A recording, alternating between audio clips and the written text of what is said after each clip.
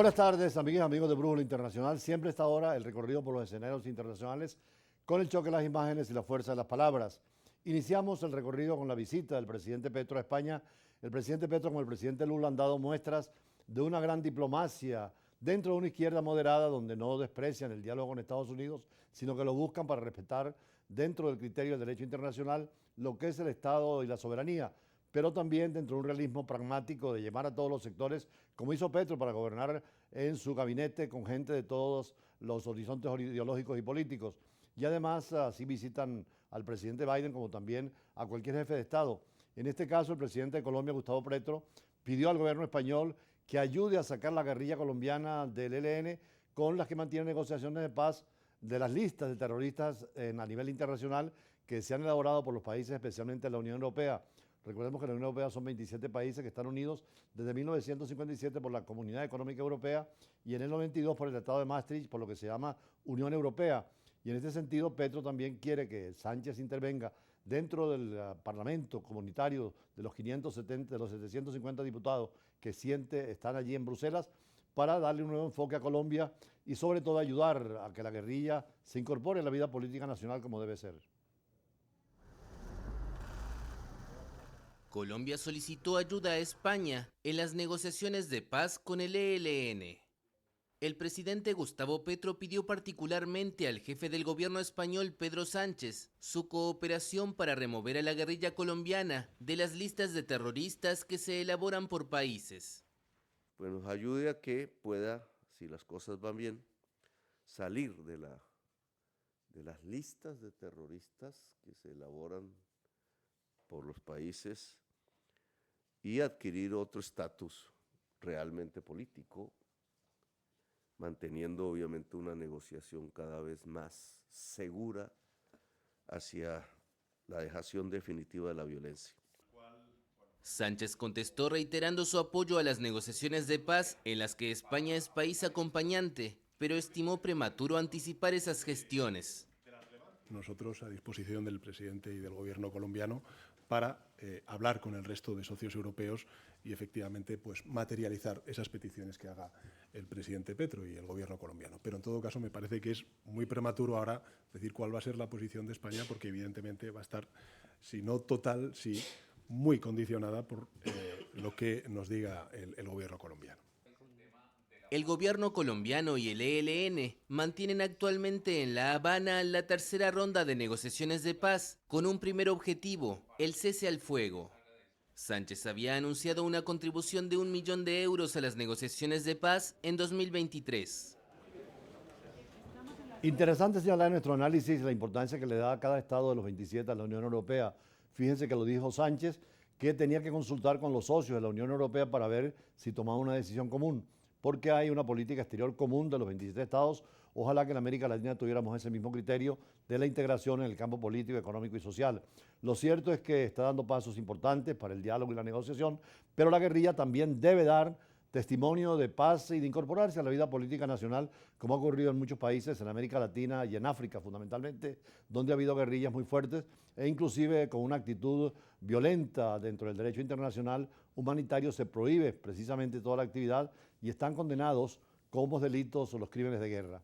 Y en cuanto a los crímenes de guerra, es muy importante señalar que por primera vez el presidente de Ucrania, un presidente va a la Corte Penal Internacional que está en Holanda, en los Países Bajos, y allí en La Haya, desde 1998 que se aprobó el Tratado de Roma, donde era el gobierno del presidente Caldera para nosotros, y firmó la Corte Penal Internacional, y el presidente Chávez en el 2002 hizo parte de Venezuela de la Corte Penal. Ahora esa Corte Penal tiene 123 países que la ratifican y la respaldan. Y tras su visita, el presidente ucraniano Volodymyr Zelensky dijo que Ucrania es realista sobre la imposibilidad de entrar a la organización del Tratado del Atlántico Norte de la OTAN mientras siga en guerra contra Rusia, pero pidió también la justicia penal internacional para aquellos crímenes cometidos en territorio ucraniano, porque según dijo Zelensky, ellos no atacaron a Rusia, inclusive negó cualquier participación en ese posible ataque que el Kremlin dice que hubo sobre el presidente Putin y que están ajenos a esta situación, pero también quieren la paz, la negociación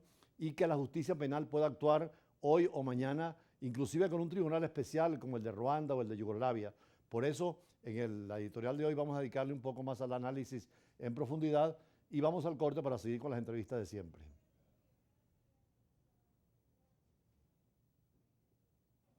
Una noticia que merece ser analizada es la visita de Vladimir Zelensky a La Haya,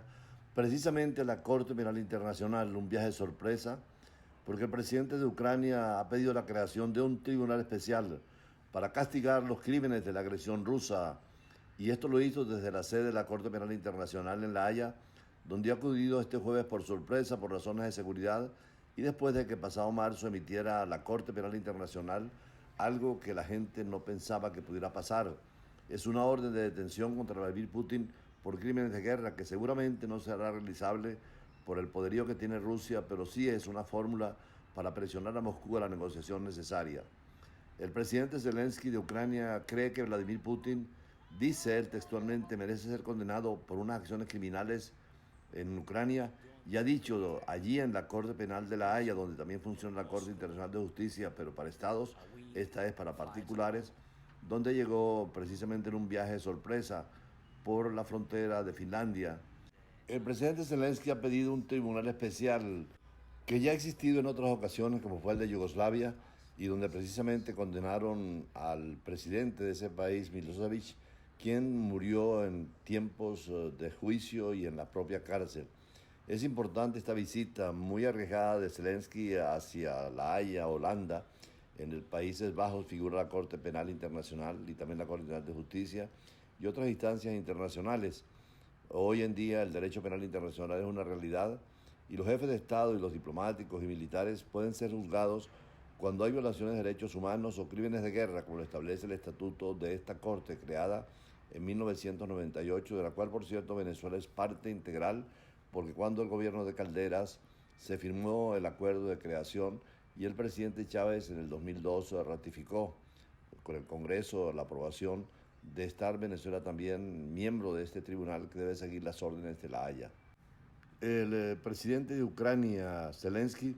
rechazó cualquier tipo de inmunidad híbrida para los criminales de guerra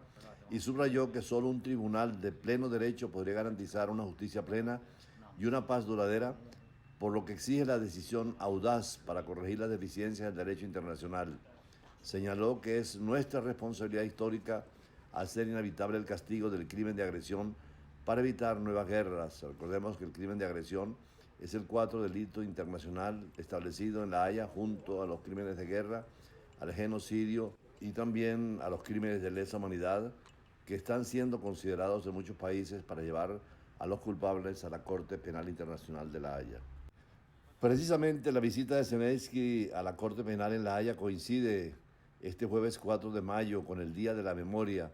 en recuerdo de los caídos en la Segunda Guerra Mundial,